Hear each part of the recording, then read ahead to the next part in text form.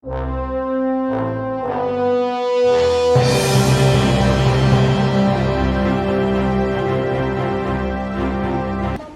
warahmatullahi wabarakatuh. Nama saya Alama Sarah binti Abdul Rahman. Berusia 14 tahun, pelajar tingkatan 2 Azalia dari Sekolah Menengah Kebangsaan Konvent Fatherberry. Kod sekolah KEB 3048. Hobi saya ialah membaca pelbagai bahan bacaan seperti buku sastra, pantun dan puisi.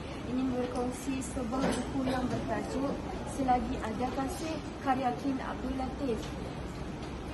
Kin Abdul Latif dilahirkan dan dibesarkan di negeri Melaka, bandaraya bersejarah. Seorang yang berpegang pada prinsip tanpa keberanian mimpi takkan tercapai. Itulah serba sedikit kata daripada Kin Abdul Latif. Novel ini mempunyai 59 bab dan 546 muka surat.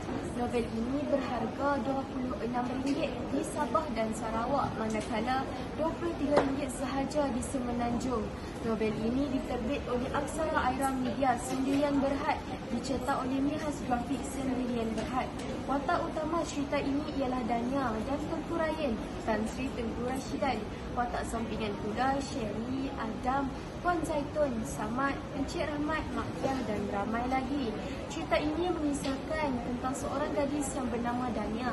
Dania telah kehilangan seorang insan yang bernama ibu ketika dia masih kecil. Setelah kematian ibunya yang tercinta, ayahnya Encik Rahmat telah berkahwin dengan Puan Zaitun, iaitu ibu tirinya. Tanggungjawab Dania semakin bertambah apabila ayahnya disahkan lumpuh akibat kemalangan jalan raya. Zaman remajanya hanya dihabiskan di rumah dengan menguruskan kedai makan yang diusahakan oleh ibu tirinya. Walau dihina, diherdik, dicaci, dimaki dan dilayan seperti sampah, dan yang tetap meneruskan harinya dengan penuh senyuman dan kesabaran. Saya memilih buku ini kerana jalan ceritanya yang menarik. Penulis telah berjaya membuatkan hati saya berbunga-bunga dalam masa yang sama, terselit beberapa kesedihan yang amat mendukacitakan. Namun, penulis juga tidak lupa untuk membuat hati saya terpukul dengan kisahnya, seperti seorang anak kecil mula menganggap Dania sebagai ibunya dan menyayangi Dania sepenuh hatinya. Namun, oleh disebabkan rumah tangga Dania dan Tengku Ryan menjadi renggang, untuk memisahkan mereka. Jika kalian ingin tahu lebih lanjut tentang cerita ini, sila layari www.oktober.com.my ataupun membeli novel ini di mana-mana cawangan buku yang berdekatan. Dari kisah ini, pengajaran yang dapat diambil ialah sentiasa bersabar dengan ujian yang diberi Allah, kerana sesungguhnya sesiapa yang berusaha untuk bersabar, maka Allah akan mudahkan kesabaran baginya, dan tidaklah pemberian yang lebih baik dan lebih luas daripada sifat sabar. Pengajaran lain yang boleh diambil ialah sentiasa berbakti kepada ibu bapa selagi mana mereka masih bernafas.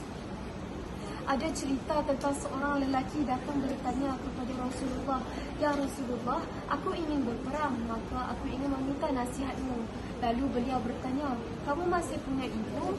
Lalu dia menjawab, "Ya." Beliau bersabda, "Berbaktilah kepadanya, kerana sesungguhnya syurga seorang anak itu berada di bawah tapak kaki ibu." Pengajaran yang boleh kita ambil sebagai seorang manusia ialah sifat jangan berdendam dengan seseorang dan sifat hasad dengki, kerana setiap perbuatan yang dibuat sentiasa akan dilihat dan dihitung oleh Allah, biarpun bukan di dunia tetapi di akhirat kelak. Sebelum saya mengakhiri kata-kata saya, izinkan saya membacakan serakat pantun membakar ikan di atas bara wujud daripada api.